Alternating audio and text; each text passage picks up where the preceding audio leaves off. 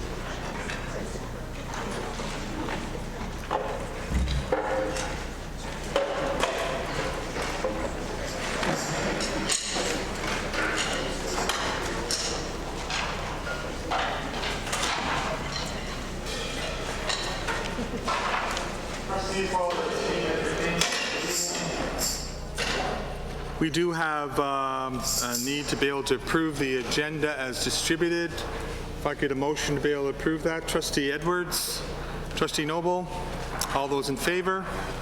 That's carried. We do have 4 sets of minutes there under item 6. Are there any errors or omissions or desire to be able to pull any of those minutes out for clarification? Seeing if I could make a motion, get a motion to be able to approve those. Trustee Templeton, Trustee Thatcher, all those in favor? That is carried. Just wait a minute. It's not a problem. Take your time. See that ponytail bounce?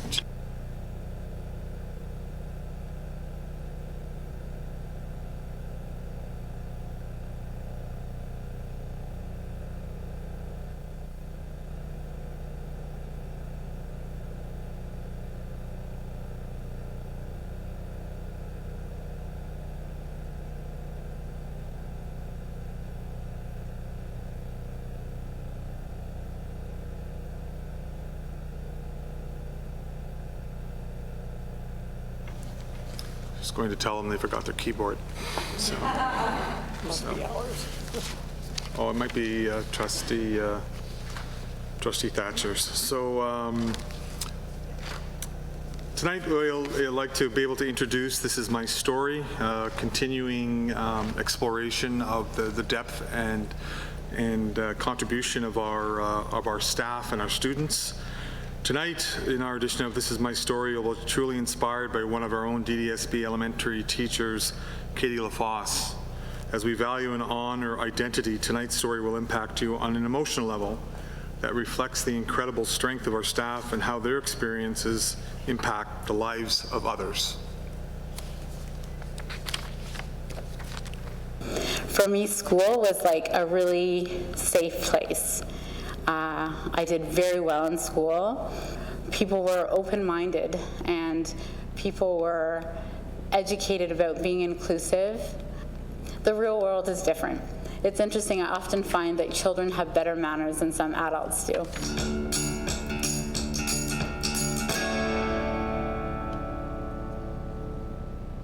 I have a disability called cerebral palsy, and I have a secondary condition called dystonia. So my cerebral palsy is the result of brain damage that took place when I was born, and it affects mostly the right side of my body. It affects the use of my right hand, the way that I walk, and generally stiffness and tightness runs through the whole right side of my body. Dystonia is a secondary condition that the doctors think probably started when I was about 9 years old. And I have spasticity and tremors that run through my entire body. Although my disability doesn't define who I am, it touches every aspect of my life. I think I work really hard to hide my disability and compensate, and because of that, I feel like most people, my family included, don't really know the extent of my symptoms. I have 2 absolutely wonderful children. Right from birth, my children have had to understand and understand that I have to compensate for my disability. I think that my children are probably more patient and more understanding because I have a disability. When I was a child, I wore like the Forrest Gump braces. I wore those on both of my legs. I remember being in school and the teachers would tell you to sit crisscross, and it was very uncomfortable to sit crisscross, and I would try my best. I never wanted to wear skirts and shorts because I wanted to hide that. My parents were always very strong advocates on my behalf. All the way through school, I had amazing friends. I never really had to explain myself to other people because my friends did it for me.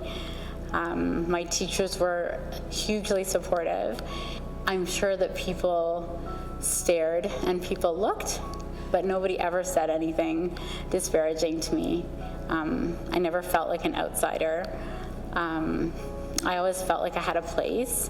In the real world, people stare, and I'm aware when people are looking, and I'm aware when people are staring. And there have been times when I have called people out on it in public.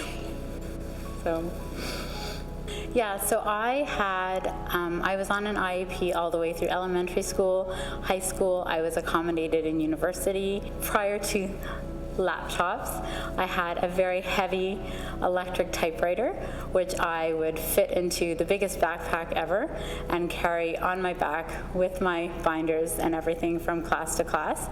My writing speed is about a tenth of the speed of the average person. And it requires a lot of effort. I did really well at math. It was one of my favorite subjects. Math was one of those subjects that could not be done on a laptop, so I had to do all my math by hand. You know, after a math class, I would have visible imprints on my hands and bruises. My muscles would be sore and tight. And there was really nothing that I could do about that. In terms of phys ed, I was assessed based on my effort rather than my actual physical ability. For me, that had like a huge impact on my life. Because I felt capable, I enrolled in a weightlifting class as an adolescent, and I am an active person to this day. In terms of managing my symptoms, I think exercise is key. I remember as a child, I was going to physical therapy regularly, and then I'd have to come home and my dad would do a lot of the exercises with me. He would stretch out my Achilles tendons, which were really tight. It was often quite painful, and I just had to do it. It was not negotiable. In my house growing up, the words "I can't" were like 4-letter words. I just was not allowed to say it. It was always keep trying. And I think that is something that I have tried to impart on my own children and on my students. And I think that, when I have a child who is struggling with whether it's a learning task or something physical, I try really hard to be empathetic and understanding, but at the same time, I will often say, I understand this is difficult for you, but you're going to have to keep trying. And it may always be difficult for you, and that's okay. And you may always have to try harder than everybody else around you, and that's going to have to be okay. As educators, and especially educators who work with young children, we don't often get the opportunity to see the fruits of our labors. I guess to my fellow educators, I would say, I was the identified kid, and I turned out okay. I think that my life has been difficult. My life continues to be difficult, but I think that God has used those challenges to help me help other people. So when I meet with parents and they have a child who is struggling at school, perhaps they see in me the possibility that their identified child could one day become a successful, self-sufficient adult. My name is Katie LaFosse. I'm a kindergarten teacher at Romeo Dallaire Public School, and this is my story.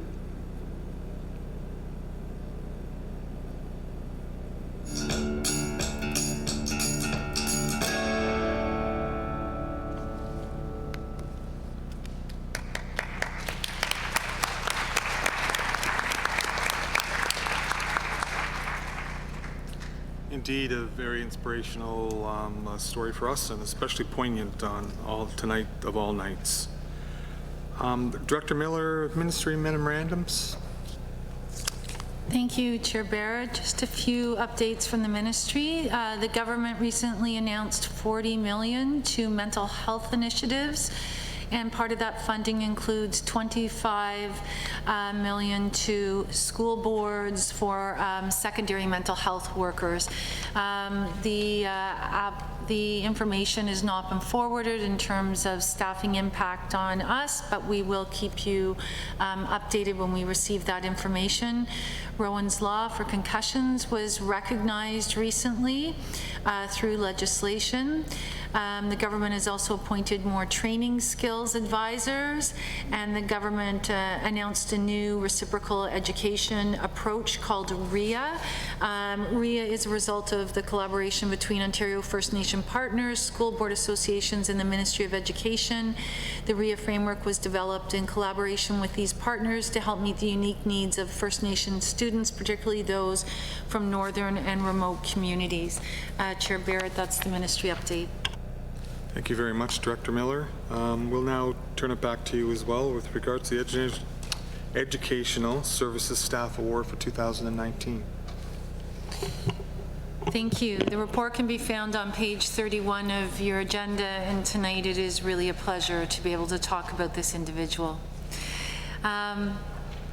At the June 2013 board meeting, the board approved the establishment of an annual Education Services Award, and the award is to recognize a staff member or team affiliated with CUPE consisting of office clerical, technical staff, custodial, maintenance, and educational assistants. These staff support the safe operations of our schools, they keep our schools clean and our systems operating, and they provide program support to teachers and to students. The award provides the board with the opportunity to recognize the educational services staff member who has made an exceptional contribution to the support of students, schools, or the growth of others in the board. The winner receives an award and $500 to be allocated by the winner in a manner related to his or her project, program, or initiative. A committee consisting of Chair of the Board Michael Barrett, Vice Chair Carolyn Morton, and Rod King, President of CUPE Local 2018, and Catherine Gooding, Chief Human Resources, reviewed the nominations, and they have selected Wendy Butler.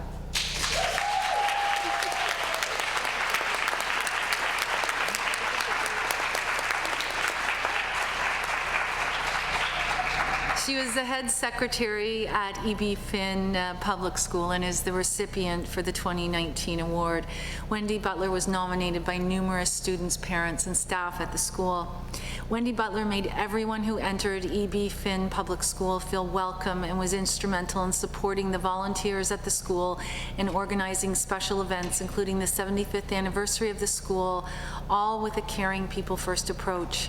She mentored other staff and formed excellent relationships with students and their families. She comforted children, and she gave families the peace of mind knowing that their children were in capable, caring hands. Wendy Butler was also an excellent support to teachers and administration at the school, championing the work they do for students. Her dedication and her expertise made her a valuable asset, and her ability to collaborate with others was commendable, and she made everyone feel important, valued, and special. And I have had the privilege of personally knowing Wendy Butler since 2005, when she was instrumental in the opening of Williamsburg Public School and sat on the SCC, and her daughter Hannah attended the school. I have many stories about Wendy Butler, but they cannot be shared in this forum tonight. That is for another time. As an individual who demonstrated dedication, Wendy Butler is the most deserving recipient of the Educational Services Award. Congratulations, Wendy.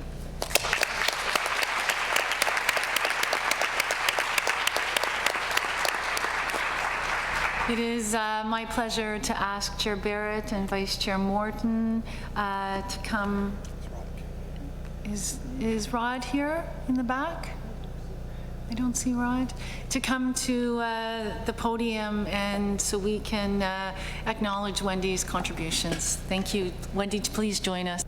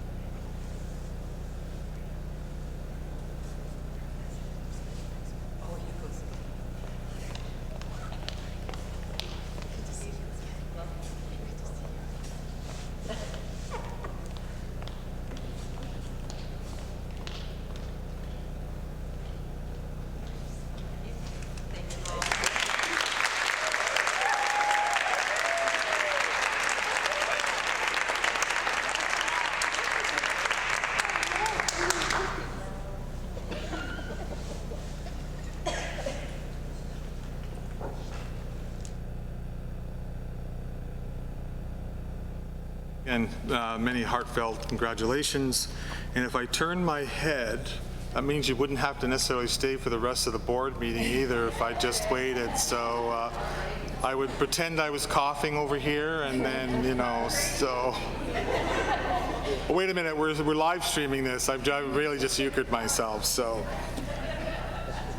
And it's nice to see so many supporters out as well. That's terrific. So speaks volumes.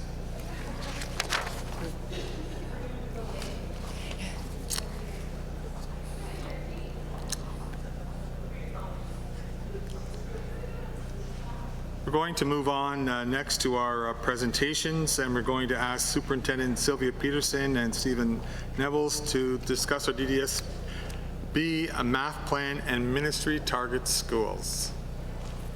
Good evening, and thank you through you, Chair Barrett. The report can be found on pages 33 to 39 of the board agenda. The purpose of the report is to provide trustees with information on the board's math plan developed to support the Ministry of Education's math strategy. The math plan is responsive to the Ministry of Education's continued focus on mathematics through the various iterations of the renewed math strategy, fundamentals of mathematics, and this year's math strategy. Our board continues to deepen the learning in mathematics for all schools, and in addition has intensified the support to 11 elementary and 4 secondary schools identified by the Ministry of Education. We continue to build capacity and leadership to support mathematics teaching and learning with a focus on knowing and growing all our learners. It is with great pride and pleasure that I introduce Education Officers Linda Ford DeCuna and Candace Thompson, Glen Street Principal Michelle Carter, and Glen Street Math Lead Elizabeth Burke to present an overview of the DDSB Math Plan and Ministry Target Schools. Good evening. From kindergarten to grade 12, it is our responsibility to foster mathematical learning cultures that are strategically aimed at improving student achievement through quality programs and improved mathematics instruction. It is critical that all of our students are able to see themselves as competent in mathematics, are able to articulate their thinking and reasoning, and apply their knowledge, skills, and strategies in different situations. This is the vision of our DDSB Math Learner. In August of 2019, the ministry identified 11 elementary and 4 secondary target schools, primarily based on grade 3, 6, and 9 EQAO data over the past 5 years. All of these schools are receiving support from systems coaches and facilitators. Within the elementary panel, the fundamentals of math documents that were released in August of 2018 remain in focus. And this year we are anticipating curriculum revisions for elementary and a support document entitled High Impact Instructional Strategies for Mathematics that is related to both panels. At the heart of our DDSB math plan is a focus on building collective efficacy of our school administrators and educators. Collective efficacy has been found to strongly, positively correlate with student achievement. A school staff that believes that it can collectively accomplish great things is vital to the health of a school, and if they believe they can make a positive difference, then they very well likely will. Please refer to your board report for a detailed description of each component of the elementary math plan and secondary math plan. All of these learning structures share a common focus on data-informed goal setting for precision in system and school improvement planning, as well as collaborative learning structures to support collective efficacy. To support the elementary math plan initiatives, a variety of resources have been provided, including print resources, digital tools, and concrete materials manipulatives. The DDSB Math reflects our ongoing focus on equity. A key resource being used this year is the impact of identity in K-8 mathematics. Through this resource, we are exploring how the identity of students and the math identity of teachers can be leveraged to increase math learning outcomes. In addition, school teams will be learning about equity-based math instructional practices. I am pleased to invite the staff from Glen Street Public School, one of the 11 ministry target schools, to share highlights of their math-focused leadership.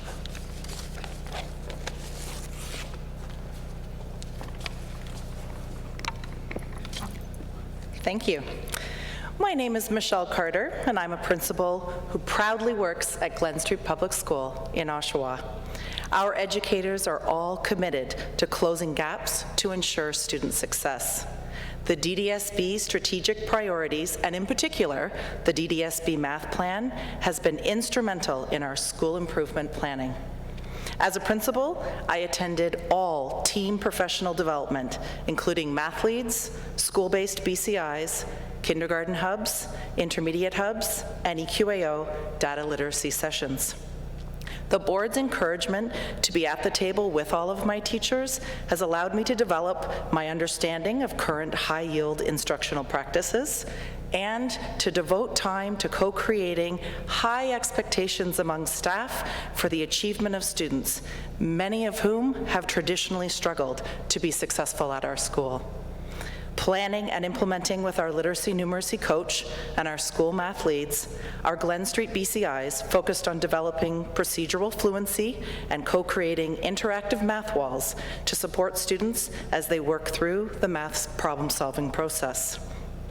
Our team of educators embraced our priorities and engaged in common commitments, including math games targeting procedural fluency at least 3 times per week, daily number talks targeting mental math fluency, and the use of math prompts and self-talk prompts to further support student math thinking.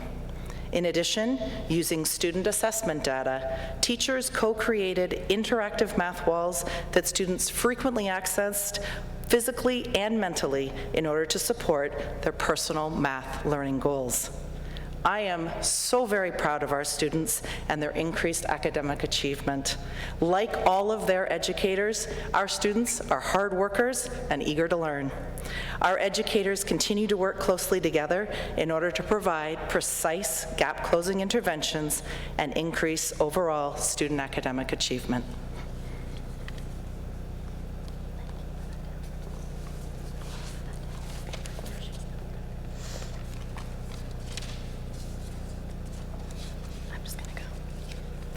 Good evening, everyone. My name is Elizabeth Burke, and for the past 5 years, I've chosen to make Glen Street a part of my educational journey.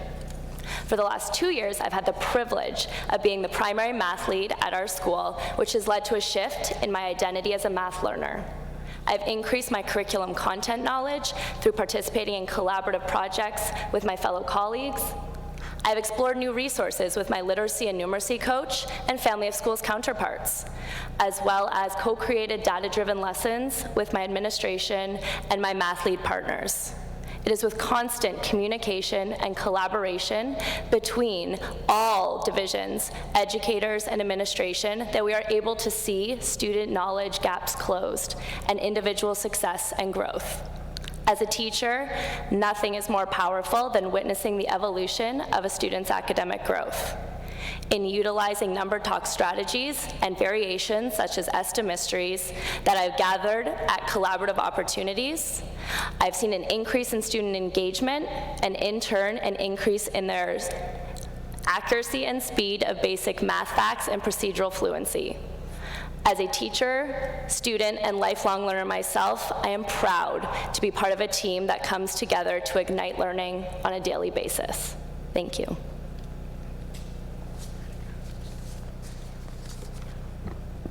In the secondary panel, we have similar components to those in the elementary math plan. Strategic support is being provided to both classroom teachers and administrators through centrally assigned coaches and facilitators in order to build collective efficacy within the secondary panel. A few common commitments of our secondary math classrooms include creating thinking classrooms that maintain high expectations, a focus on closing identified learning gaps, and providing equitable outcomes for our students. A variety of resources have been purchased to support our secondary target schools. Since Chromebooks are now provided for all students from grades 7 to 10, the board has purchased a license for a digital tool called Knowledge Hook that is being used in both the elementary and secondary panels. The digital platform allows teachers to identify student learning gaps and provides them with appropriate targeted interventions to use online or in the class. Using this tool, teachers are able to measure student growth after gap-closing strategies have been implemented. Additionally, the program allows students to practice EQAO-style questions on a regular basis. The following video highlights some of the current practices occurring in our secondary math classrooms.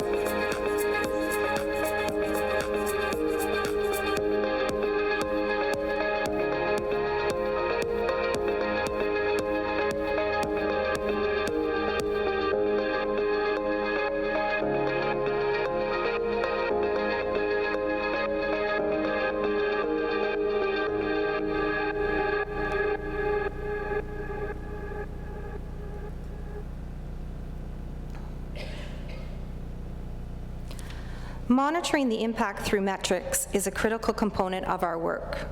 As a measure of our work this year, we will be collecting data in these key areas identified on the slide.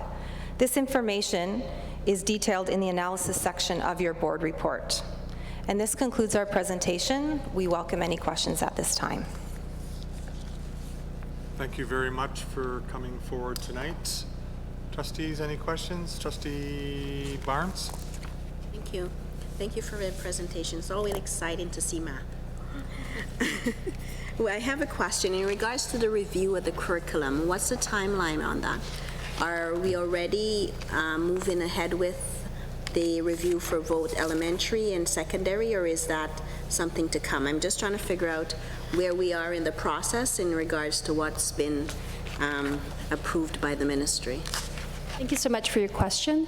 We actually haven't received a very specific timeline for that. So there's been some different timelines provided over the last several months. Back in the spring, there was discussion that we would be getting some of the first components of that in the fall of this year, but it appears that it's going to be later in this year, potentially the spring. The information that we have received that I can confirm is that it's going to be a component of the elementary math curriculum. The grade 1 to 8 curriculum document will be the focus, and it will be the number sense enumeration strand that will be the first to be released. And from the information we have, the most recent information, the rest of the curriculum document will go through a revision process, but the release for those strands will follow later. There has been no information for the secondary panel yet for revising that curriculum. There will be a support document coming out, the ministry says, around some of the best practices that can be used in classrooms. Supplementary, Patrice Barnes. Thank you. So I know we had started a math strategy that we were working on. So how do we compare to what's coming out now? Are we on the continuum? Are we ahead? Are we behind? I'm just trying to figure out. We feel very confident at Durham that we're well prepared and we're on the right path. We're consistent with the messaging that the ministry is communicating to us. Last year, as you recall, in 2018, for the elementary, particularly for the grade 1 to 8, the ministry released focusing on the fundamentals of mathematics, and they made clear their vision that in elementary they wanted the boards to support the attainment of basic facts and operational skills for our elementary students, and all boards were asked to have a very strategic plan to support that development. That continues to be a focus, and we have many supports in place in Durham. We're well positioned, and we have work underway, and we had work underway last year when that direction came out. As examples, we just completed our October priority PA Day. There were multiple sessions offered for elementary educators on basic facts, mastery, operational sense. We provided resources, and we had my coach and facilitator team, which is under the direction of Superintendent Peterson. We had sessions for all areas of the board on those skills. So in our plan, in our fulsome plan, we are well positioned in elementary. When we look at the focus of our hubs, for example, I'll use intermediate hubs as an example. We are going to be very specifically focusing on algebra. We know from our grade 6 EQAO analysis that students were not as strong as we would like to see them in number sense enumeration, operational sense, and we know that the curriculum in the intermediate moves into algebra, which is generalized arithmetic, and so we know that we need to target that. So we've been very strategic in the hub work that we're doing, as well as in the math lead work that we're doing, so that we are targeting those very specific areas that the ministry is requesting and requiring, and that we know that our students need. Trustee Morton? Thank you, and through you. I have a comment and I have a question. Firstly, my comment, and this is to Michelle and Elizabeth. I absolutely love the pride that you take in your school, in your students, and your staff. And thank you for empowering everybody at Glen Street. That's an awesome message. Thank you. And my question is this, regarding elementary school. At what stage, at what grade do we have teachers who specialize in math? Is it grade 8? Is it grade 7? Or are we going back to grade 6? Because we really need to have teachers in those classrooms who love math and who are good in math. Thank you for your question. In elementary, teachers tend to be generalists, so from grades 1 to 8, teachers don't come into the elementary panel with a specific teachable as we see in the secondary panel.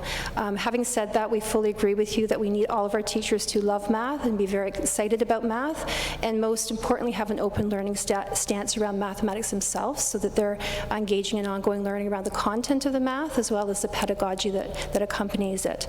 We have recognized the research that not all teachers are competent and comfortable as mathematics educators, and so that's a very important component of the professional learning that we provide for the educators, is recognizing that we have our own math identity coming into the math classroom. And when I was looking at the key resources and sharing the elementary resources, one of the key resources that we're working on is the impact of identity in K-8 mathematics. And in that resource, it talks about the fact that all of our students have a mathematical identity that's impacted by many factors, and our teachers as well have mathematics identities, and then there's an interesting intersection point between those two identities, and that plays out in the classroom. And so as part of our BCI work and our math leads work, we're paying some intentional, we're doing some intentional work around teachers' identity in mathematics classroom and how to leverage that in a way that is going to be advantageous for themselves as educators and for their teachers. And just as we saw in This Is My Story, those educators who sometimes had the most struggles in the math class can sometimes be the best educators, because they understand and have experienced what it feels like to not necessarily grasp a concept immediately and to have to investigate a concept through a variety of different ways, which is the kind of approach we're advocating in our math classrooms. Michelle, did you step forward because you wanted to add to that? I saw you move forward. I wanted to brag a little bit. I have learned to understand what that means, so Michelle, would you like to add to that? Well, I wanted to brag a little bit that a lot of the staff at my school have their additional qualifications in mathematics, Part 1 and Part 2. They also work very closely together as a team, like grade teams, so that if you are strategic in your staffing and you have those math experts, 1 per grade, then people are starting to build capacity and move and shift practice in that way as well. My crystal ball is right again, Michelle. Thank you very much for adding that as well.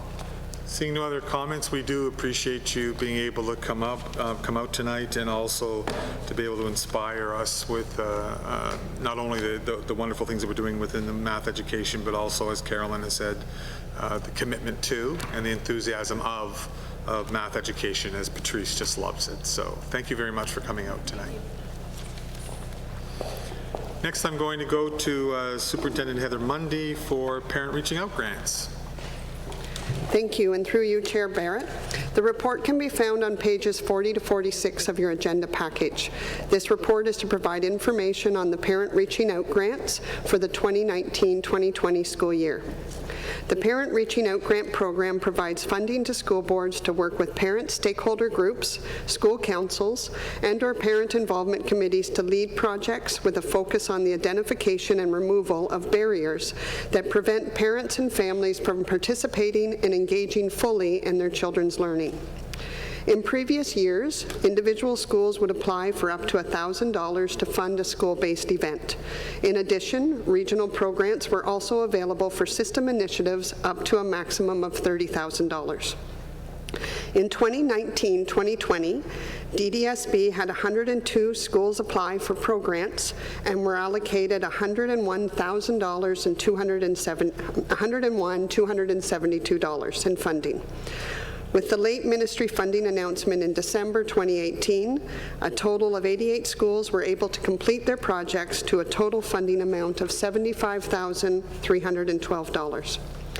In 2019-2020, we also had one regional pro-grant approved, which was led by the Durham Educators Network for South Asians. They held numerous events throughout the 2018-2019 school year. There are significant changes to the pro-grant process for the 2019-2020 school year. The Parent Involvement Committee is to be key in determining the projects and corresponding funding. DDSB has been allocated $40,153.52 in pro-grant funding. This is a significant dearth in funding compared to previous years. To support the process, we have created a proposal form which is provided in Appendix A to school leaders and SCC chairs. One change that came from the PIC committee meeting last week is to change the due date to January 15th so that schools have more time to connect and co-plan their proposals. Our first regional SCC evening will be held next week on October 29th and will include time for schools to meet in their geographical areas to connect and begin some brainstorming of potential collaborative events. This information flyer has been provided to you this evening.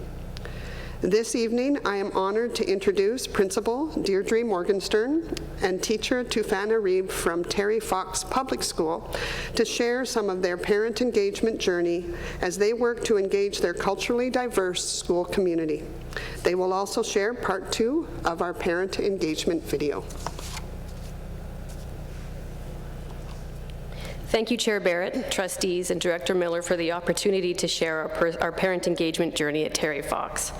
This evening, I'm the proud principal of Terry Fox in Ajax, and this is Tufana Reeb, grade 2 teacher and 0.5 ESL support.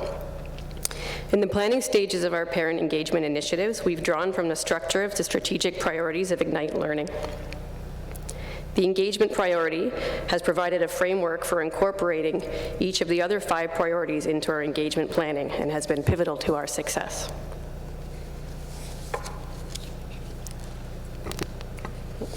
Terry Fox is a very culturally diverse school. Getting to know the community and being visible and accessible has been essential for us to develop a socio-cultural awareness and deep knowledge of students. 40% of our students are English language learners, and 70% do not speak English in the home. At least 24 languages are spoken in our school. 13% of our students were not born in Canada. So as we engage in this work with our community, we look for ways to solicit and honor parent voice. We want to collaboratively define what it means to be an engaged parent and also be responsive to what our parents are looking for from us.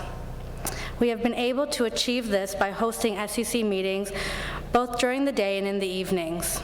Because we have heard from many of our Muslim moms that they are unable to attend evening meetings due to responsibilities at home and their mosques, We have hosted moms at home potlucks during the day to provide a venue to meet with our moms.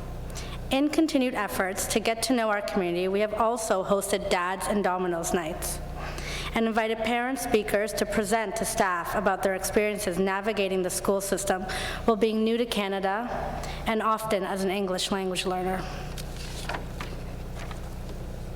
One of the things we share with our families is high expectations for academic success. We've been able to partner with parents in support of this by hosting open houses focusing on our math plan, Family Fridays where parents are free to drop into classes, as well as evening workshops focusing on preparing your child for EQAO and understanding your child's IEP. We celebrate diversity of our school and speak openly with community about race, religion, and culture. We are proud that we've been responsive to community voice in our hiring practices and have staff that represent our community. Currently, we have staff who speak each of our major languages, and we are able to offer translation and be culturally responsive to our families in support of student achievement and well-being. Moving forward with our community in a culturally responsive way is an organic process where we are constantly learning new things and applying new insight into our planning. It's important to us to adopt a constructivist approach and prioritize relationships with community partners and knowledge keepers. To this end, we've been able to work alongside DENSA, MEND, DBEN, local faith and cultural institutions, and our families and parents to offer engagement opportunities that are responsive and relevant to our school community. Some of these have included meeting with parents to form a diversity steering committee and also parent talk committee for parents of students who identify as Black, planning and hosting Tamil Heritage Night, Diwali, and Eid potluck and lunches for families, and a school community garage sale. We've also worked with the Durham Regional Police Service to have officers join our Meet the Teacher nights so that parents can register for police checks on site for volunteering in school, and we have covered the cost for all parents who volunteer. Finally, in our continued work with our SCC, we have benefited from being able to access funds from the Parents Reaching Out grant to support many of our engagement opportunities. We are excited to hear that the PRO grants are continuing and are looking forward to co-planning our next initiative. We now have a video that is going to highlight some of the initiatives at Terry Fox and Uxbridge Secondary School from the 2018-2019 school year.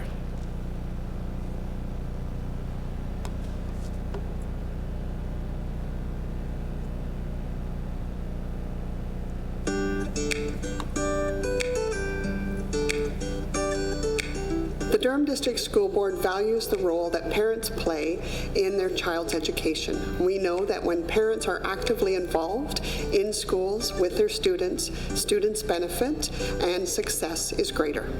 The School Community Council provides a key connection between the community and the school, working collaboratively with school principals and vice principals and school teams. They plan events that support greater parent engagement.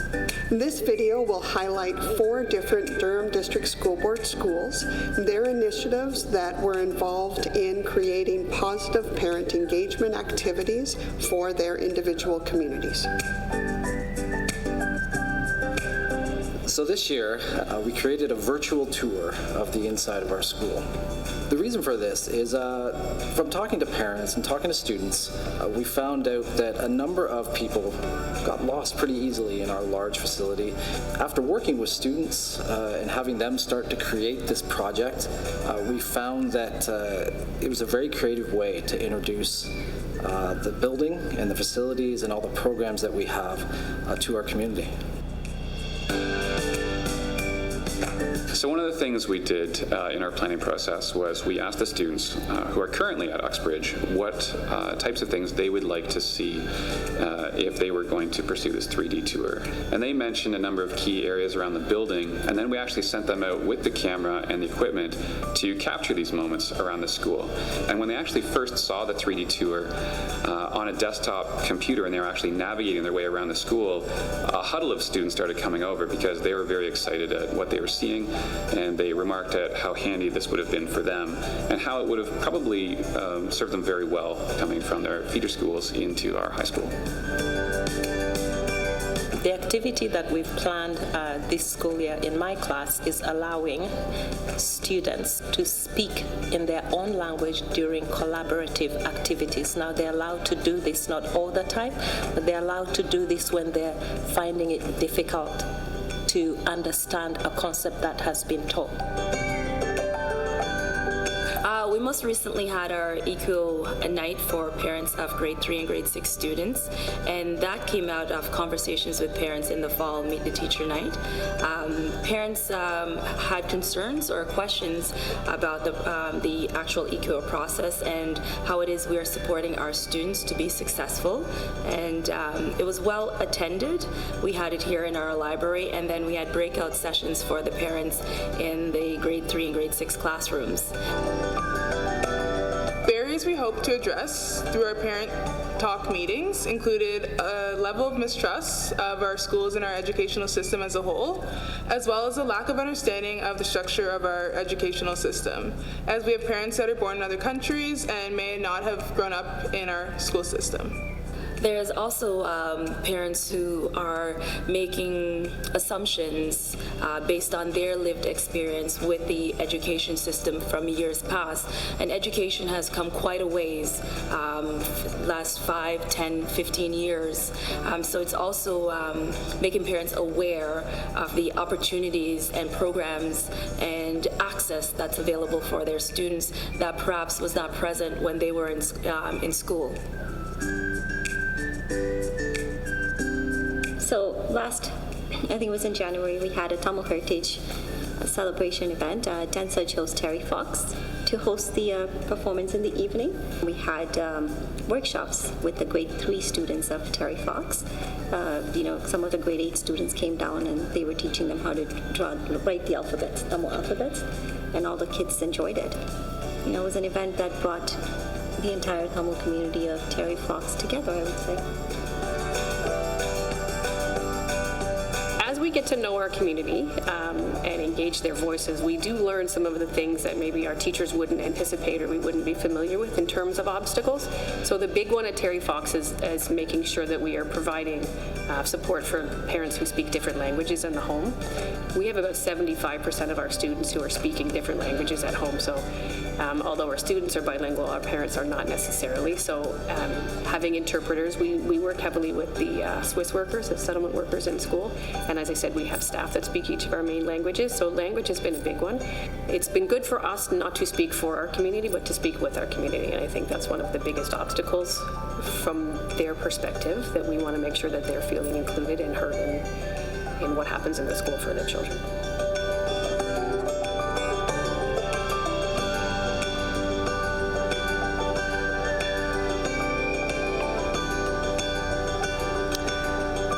Thank you, Deirdre and Tufan. We know that when parents and families are involved in their children's education, everyone benefits. This is our report, and we are happy to take any questions or comments. Thank you very much. Trustee Edwards. Through you, Chair Barrett.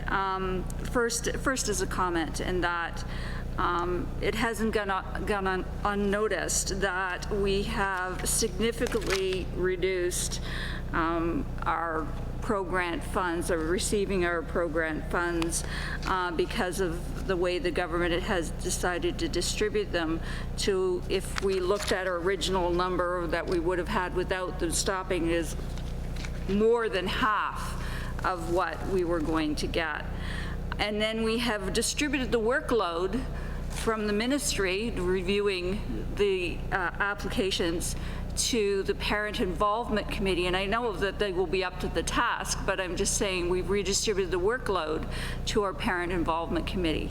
So they have a lot of work to do. My question is this. I have two questions. One is that, considering the regional SEC meeting is on October 29th, where this information is going to be presented, we have a deadline date of November 15th to present the applications. Is that going to be time enough for the schools to collaborate? Because that's what's going to have to happen. And then secondly is, are we developing a process that is equitable to ensure that the funds are utilized effectively and efficiently, as well as equitably across the schools, because many of these grants used to be well utilized by our high priority schools. Thank you, and through you, Chair Barrett. One thing we changed following our Parent Involvement Committee meeting last week was the due date. So we've changed that to January 15th, realizing that schools do need more time to be able to collaborate and make plans. The second thing, that also allows opportunity to work with the Parent Involvement Committee to really discuss how we can ensure that we are equitable in the distribution of funds.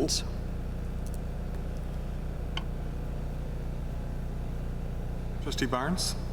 Thank you. I no longer have a question. I was talking about the deadline, but I wanted to make a comment, and I wanted to commend Deirdre. I know we've the journey has been a long one, and I want to commend you for the courage to take on some of the conversations that you've taken on within your school and with your parent group. I know, I've sat through domino games and I've sat through quite a few other things, but you're walking into your school and feeling the parent in the activities that they come in, they come and they participate, and it's I commend you on that, because it's been a journey with Terry Fox to the point where parents are now involved and coming through those doors.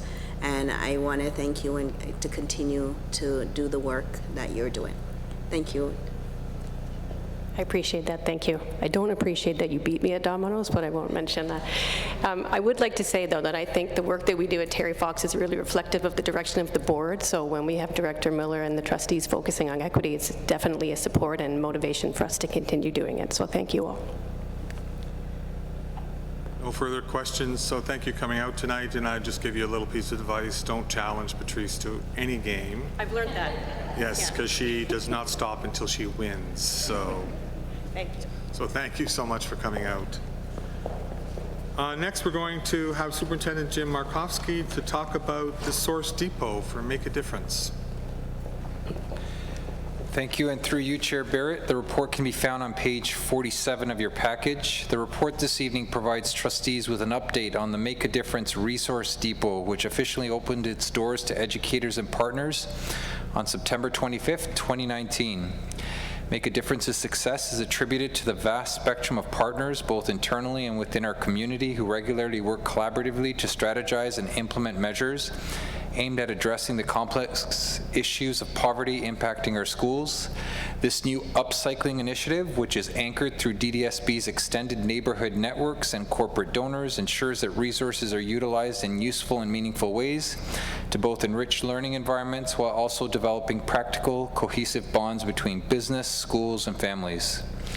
We take pride to present to board this new initiative and view it as an extension of the work being done through our poverty strategy. At this time, I would like to introduce Claire Morgan-Dyer, our Manager of Early Years and Poverty Strategy, and Anna Mazar, Student Nutrition Coordinator from Durham's Child Nutrition Project, who will take us through our presentation. Thank you, Superintendent Markowski. Director Miller, Chair Barrett, Board of Trustees, I am so pleased to be here today to introduce to you and share with you the Resource Depot. I'd like to take a couple of minutes to give you a little bit of background on the strategy that this initiative came from. In 2013, Oshawa trustees responded to a community and school concerns of children living in poverty, and they set out to create a call to action. Through supporting research, community inquiry, and a steering committee to guide their core principles, they branded their initiative Make a Difference, relating their strategy to the starfish story of saving one starfish at a time. When our initiative started in 2014, it was the Oshawa School Initiative, which listed these schools as our Make a Difference schools. Shortly after, in 2015, Durham Region Health Department released their Priority Neighborhoods report. This report analyzed and assessed the health indicators that, in return, identified 7 priority neighborhoods in Durham. The DDSB responded by adding and expanding our list to include those schools. As time goes on, we continue to add schools to our Make a Difference list through internal input scores, EDIs, vulnerabilities, and isolated communities. 15 initiatives were identified 5 years ago when the Make a Difference strategy was created. One of these initiatives was the creation of a Make a Difference depot that would support our schools and educators, as well as address a child's readiness to learn when impacted by poverty. The Poverty Strategy Department had already started to reach out to the community for donations, but the dream of having a space to house these items was yet to be accomplished. In February 2019, through a partnership with Facility Services, a location was secured. The Make a Difference Depot, now called the Resource Depot, was granted space in the back of Village Union Public School. While minor renovations were being completed, the Poverty Strategy Department started to secure donations and house them temporarily until the space would open. The Resource Depot would offer 3 unique components. 1, reusable items and materials. Donated by local businesses and residents of Durham, these items would have otherwise been on their way to landfills. By cycling them back into our learning environments, we not only were able to provide inquiry-based materials, but also reduce our carbon footprint. Physical and well-being. Donations were being collected to supply our Make a Difference schools with items that would support a child's well-being. Clothing, shoes, daily care supplies were among the few items that we're seeking to provide educators with to support their children and families. And the Food Hub. Over the past 5 years, conversations with Durham Children Nutrition Program had occurred. The idea was to centralize food donations and increase the volume to service more schools within our system. I'd like to introduce to you Anna Mazar from the Durham Children Nutrition Program to present the food component of the depot. Good evening, everyone. Thank you very much for giving me the opportunity to speak today. Durham's Child Nutrition Project, which is DCNP for short, it's a nonprofit organization that helps fund healthy breakfast and snack programs in Durham Region schools. At present, we have over 150 schools on board, and in 2018-19 school year, we were able to fund them with over $400,000 for their snack and nutrition programs. Although this seems like a lot of funding, but the reality is that the schools still struggle to stretch their funding dollars over the school year. And some schools have to modify their programs or shrink them or close them altogether due to lack of funds. So a huge challenge for us in DCNP was that we did not have a hub where we could receive and accept large donations in bulk quantities.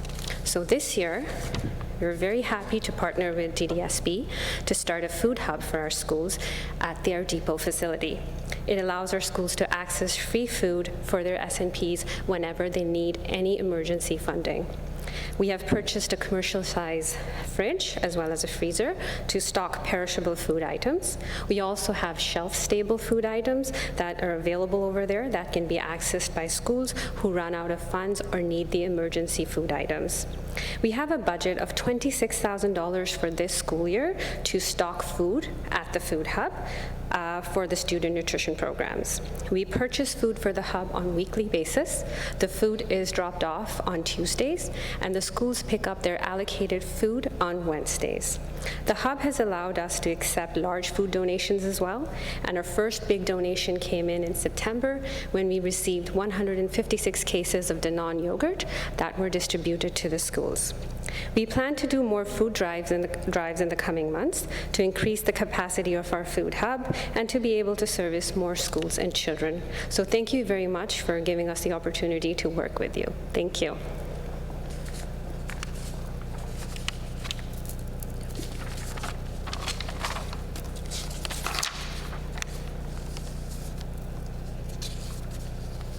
The Resource Depot opened its doors on September the 25th for the first time for educators to access free resources, materials, and food.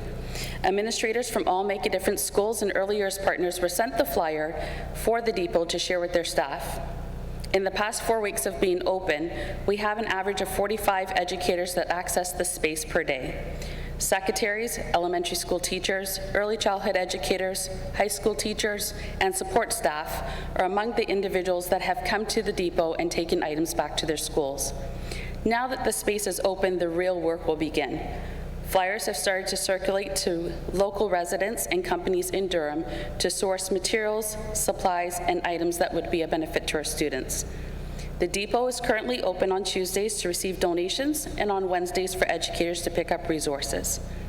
Through social media, we post new donations as we receive them so educators can be aware of what's available in the space and pick up accordingly. To date, we have received yogurt, books, binders, shoes, diapers, t-shirts, pillowcases, school supplies, tin containers, decorative wrapping paper and boxes, fabrics, cardboard tubes. We look forward to continuing growing this space and are thankful for all the partners that have worked with us and will continue to be involved in this journey. Together, we can make a difference. Thank you. And that brings us to the end of our report. I want to thank Anna Mazar for coming and joining us this evening, and we'd be happy to take any questions at this time. Oh, surprise, Patrice Barnes. Sorry. I'm so excited about this actually getting off and getting started. I know the big impact that this will make for our students all in our schools, and I'm just very excited about this. The question I have is staffing. How are we staffing this? Through you, Chair Barrett. So at this time, poverty strategy staff are working and connecting with partners to see what kind of donations could come in. But as was mentioned, we do have, through our poverty strategy, we are paying for 2 staff, one who supports for shipments coming in on Tuesdays, and we also have an individual who works on Wednesdays when educators and partners come to pick up items. So right now it is being staffed through the poverty strategy portfolio budget. I just wondered if we'd have the opportunity for some of our high school students to get volunteer hours through this as well. Thank you, Trustee Barnes. So we have been looking at solutions and possibilities. We know that staffing it on a Tuesday and a Wednesday, we're not going to be able to fulfill that requirement for a very long-term basis. We are working with the Boys and Girls Club that are looking at volunteers that will be able to come in through their agency and help man the area, as well as high school students doing hours. We have not fully designed what that would look like, but definitely are looking into that. Thank you. Seeing no further questions, this is very good news. Certainly was a dream and a vision that we had many years ago, and it's really great that it's come to fruition. I have been holding on to 15 skids of materials for 4 years, I think, Christine Anscoville, that I'll be looking forward to being able to add to your collection, maybe a couple skids at a time. So, but it is good news, and not only on because we always look at it on items that could be reused, but certainly the extension to the food is such an incredible gift and step forward, and certainly appreciate that. And thank you for all the effort and being able to put together that space at Village Union as well, because I recognize that is an important element as well. But I've got lots of stuff for you, so that's terrific. Thank you very much. Thank you. Next, we'll go to the report from the Committee of the Whole in camera. Trustee Morton. Thank you, and through you, Chair Barrett. The board approved the actions of the Committee of the Whole in camera, and we discussed personnel issues, property matters, employee relation issues. And that, Chair Barrett, is my report. Thank you very much, Trustee Morton. And next, I'll turn it over to the Director from News from the System. Thank you, Chair Barrett. I'm happy to bring good news from across the system. Every September, DDSB students and staff honor the memory of Terry Fox and support cancer research by participating in the Terry Fox Run. This year, we profiled Education Center staff, students from Anderson CVI and Terry Fox Public School. I'd like to thank all of our school communities who participated, exhibiting their amazing spirit with their efforts to push towards a cure for cancer. In mid-September, the DDSB launched the Ignite Accessibility Awareness Campaign with the guidance of Superintendent Heather Monday and Senior Manager of Facilities Lisa Bianca.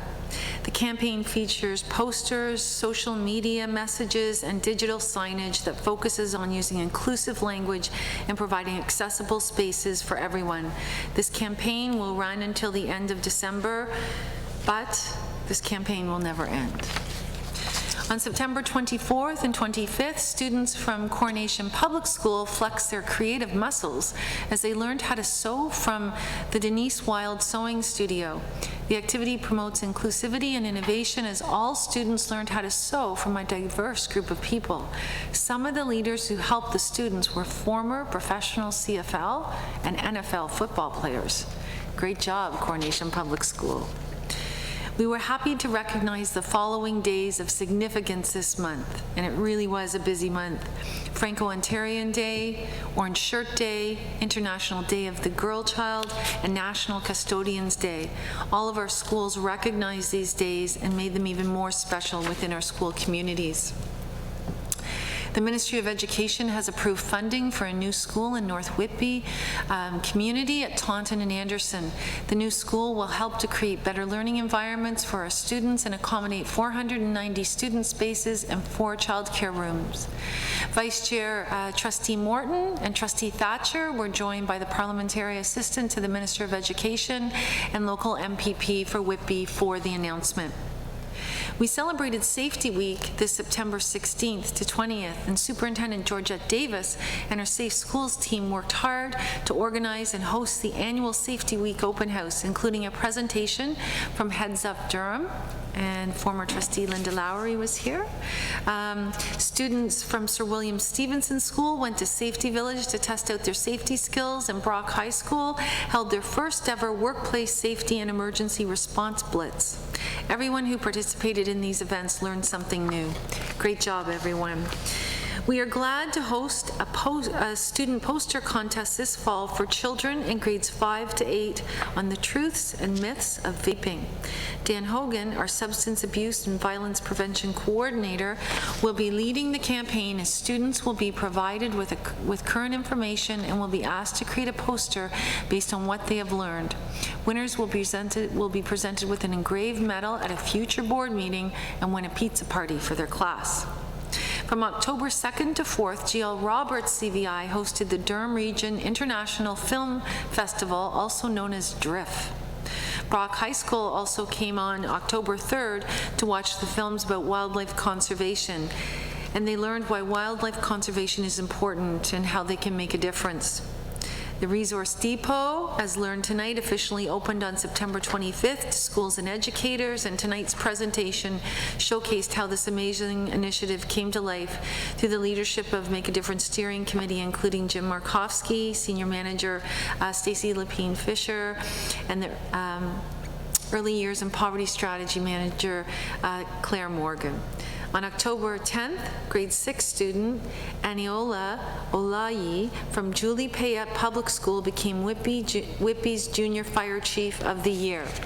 She attended the firefighter summer camp this year, and she stood out as the best candidate for the position. She will attend various special events throughout the year as Junior Fire Chief. Congratulations, Aniola.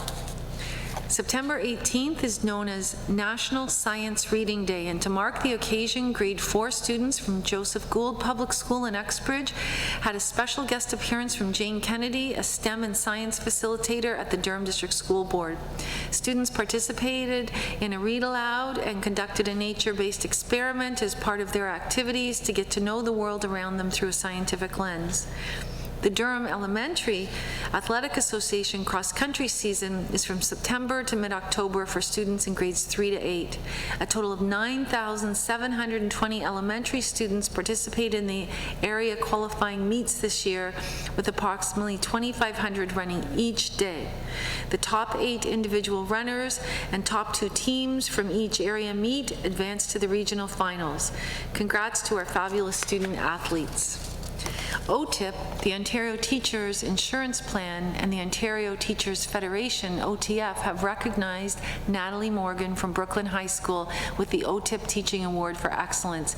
You will remember Natalie as she was at our last board meeting as the recipient of this year's Bruce Mather Award. You will also remember Bill Holden, who last year was honored with DDSB's Educational Services Staff Award.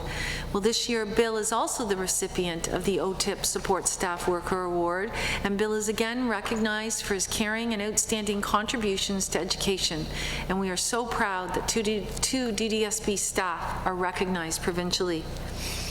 We would at this time like to thank Interim Associate Director Anne-Marie Leginski for taking on the role for the past 2 months.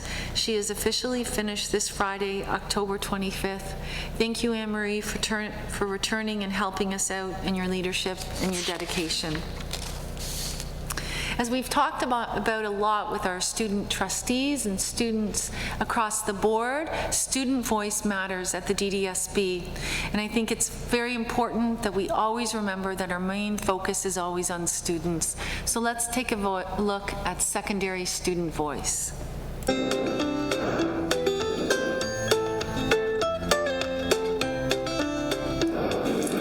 Some of the things that help students become successful in the classroom and around school include making sure that you're communicating well with your teachers, making sure that you're asking the right questions. A lot of the times, especially in grade 9, we hold a little bit back, and when we have a question, we're not asking them enough. But our teachers are all, there to support us, and they have a lot of ways that they can help us whenever we need it. And especially in grade 9, when you're not used to the high school environment, you don't know how to write exams and things like that. It's very important to be able to communicate with your teachers, and this is something that you can carry throughout your high school experience as well. Also, just staying organized right from the beginning if you have all your notes in place, so you're not rushing at the end near exam season to be organizing all of them and so that everything is ready to go. That's really important as well. And making sure that you're getting the support of your peers and you're working with all of them as well, because whether it be for group projects or clubs and teams, it's really important to have that positive atmosphere around you, and that can only be done if you are communicating with your peers and spending a lot more time with them and organizing yourself that way, so that whenever you're working on a group project, you have people who you can work with that will support you, and you're not the only one that's doing all the work. Another thing that we'd like to talk about is something that we'd like to say to our teachers, and that is thank you for being there for us and for supporting us throughout our high school experience.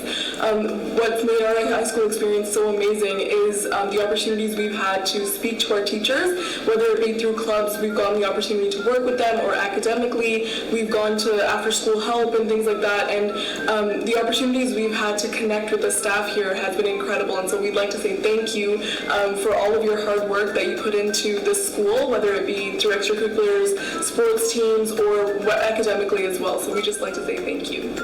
One tip that we'd have for teachers who want to ensure that their students are understanding what they're teaching and that the learning environment in the classroom is, good for the students, is to try different teaching styles.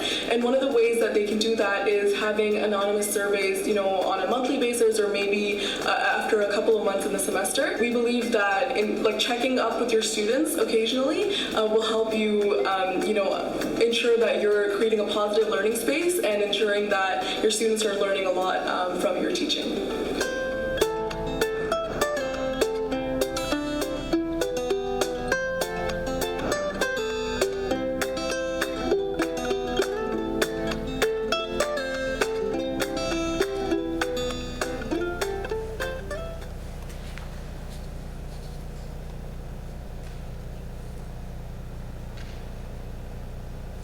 Thank you, trustees. That is my report. We have a busy month coming up with lots on the go.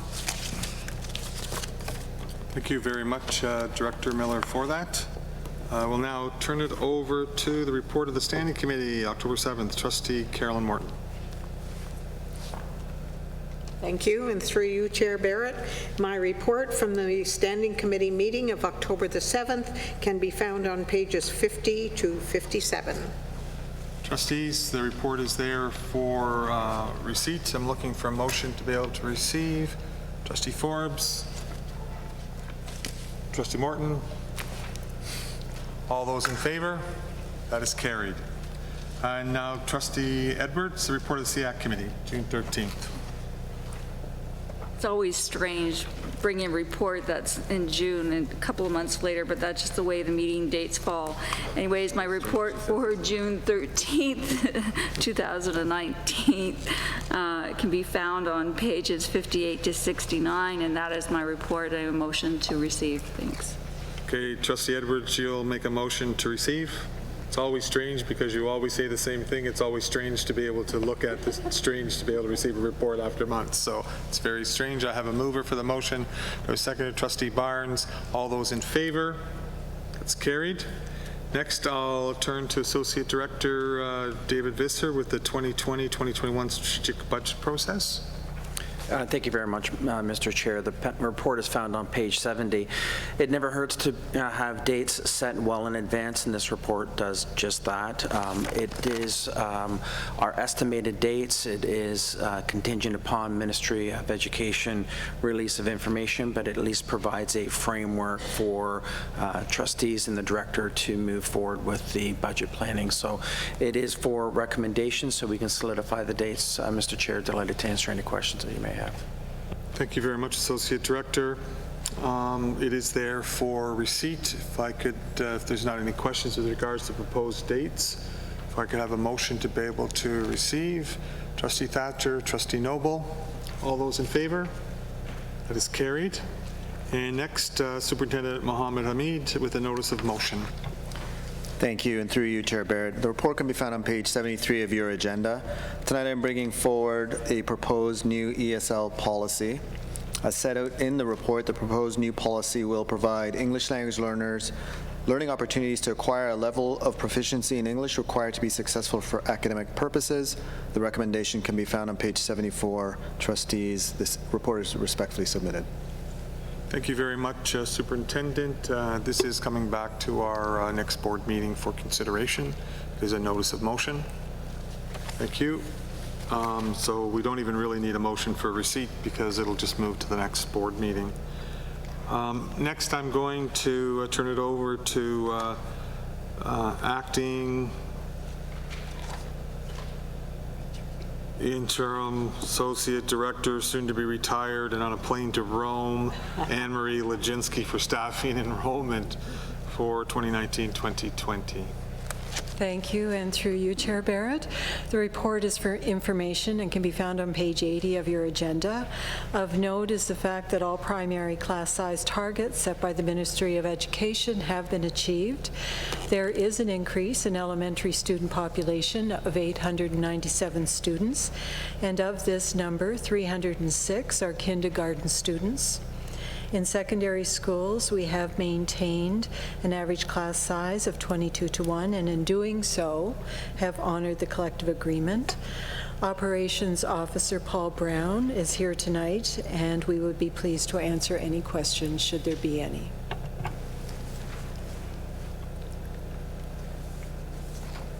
Seeing no questions, I do have. Oh, sorry. Go ahead, Morton. Trustee Martin. One question. We see that 5.8% of our kindergarten classes have more than 29 students. How many classes is that? Thank you for the question. Through you, Chair Barrett, that is 17 classes in total. 17? 17, yeah.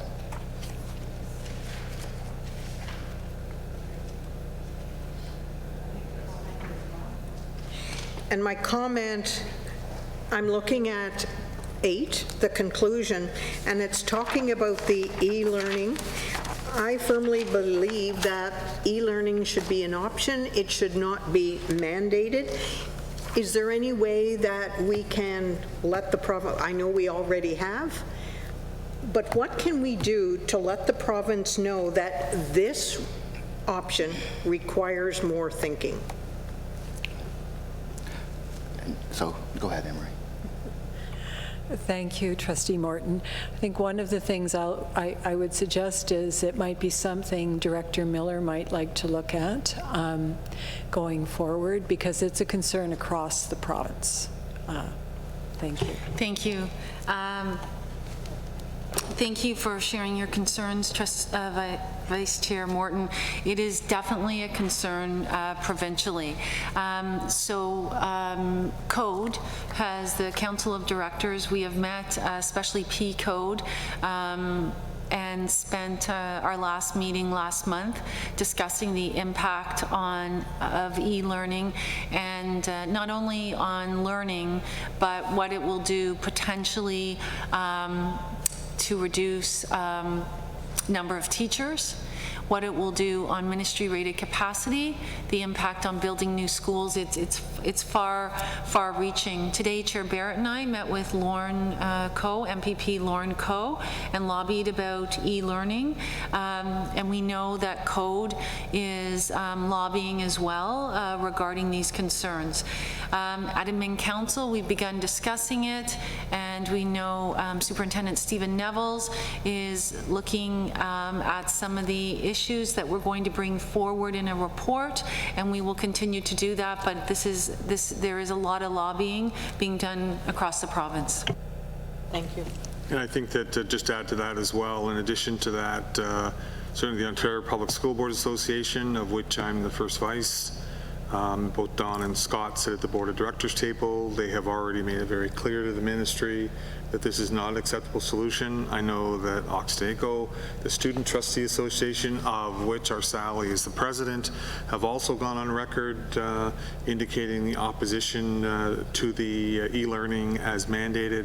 So indeed, there's a lot of voices being stilled, and I would suggest that it's also likely going to be a topic of conversation at the negotiation table over the next little while as well, so for the OSSTF. So certainly there's been a number of parties that have gone on opposition to that, and the voices are continuing to be able to be heard.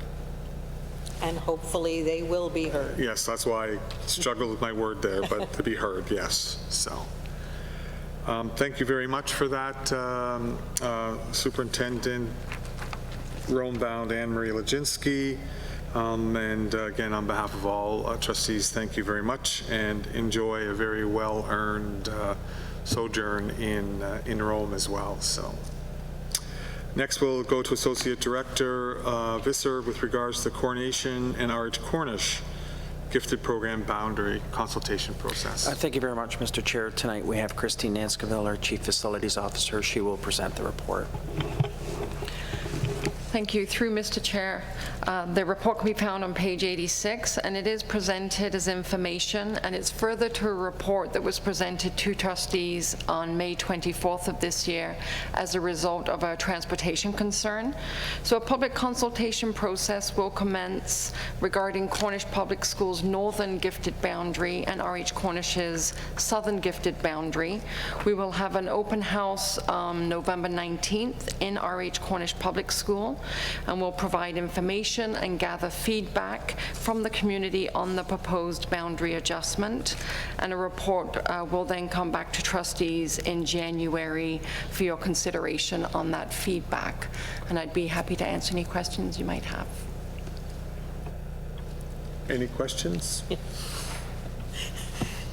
Trustee Martin. Not a question, just a comment, and through you.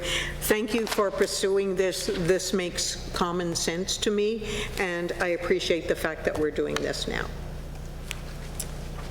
Yes, and recognizing that the meetings are set up for both areas, so get the opportunity to be able to consult with the public as well. So, seeing no further questions, thank you for staying all night, Christine Nanscoville. And also then we're going to go to EDC charges, proposed new regs for OSBO and OPSBA correspondence. Associate Director David Visser. Thank you very much, Mr. Chair. Christine will also present this report. Thank you. Through you, Mr. Chair. The report can be found on page 93, and it is to just provide further information to the September 16th report that was presented to trustees. The one tonight has OASBO and OPSPA's response to the Ministry of Education's EDC regulation revisions. It does not, however, address the shortfall still in the regulations, and as further information keeps coming forward, we will keep bringing reports to trustees to keep you informed. And for the record, this was also an item that Director Miller and I raised with MPP Lauren Cole with regards to the continued deficit that is going to occur, obviously with one of the fastest growing school boards in the province, and the deficit that continues to be able to be raised with the inadequacy of the EDC funding for the ability for us to be able to buy land. So we did raise that, and we did present and give and leave with him and his assistant the two reports that have been dealt with previously as well. So so we did raise that as an item as well. So thank you very much, Christine, for that. Trustee Edwards. I just wanted to say thank you for the information, and it's well laid out so that not only that we can present it to our respective MPPs, but also so the public can understand what challenge we are facing. Thank you. Thank you, Trustee Edwards. Seeing no other business, I am looking for a motion to adjourn. Trustee Noble. Thank you, trustees. Remind trustees to pick up their envelopes. Yes, and don't forget to pick up your big honking envelopes on the desk there with the purple highlights, please.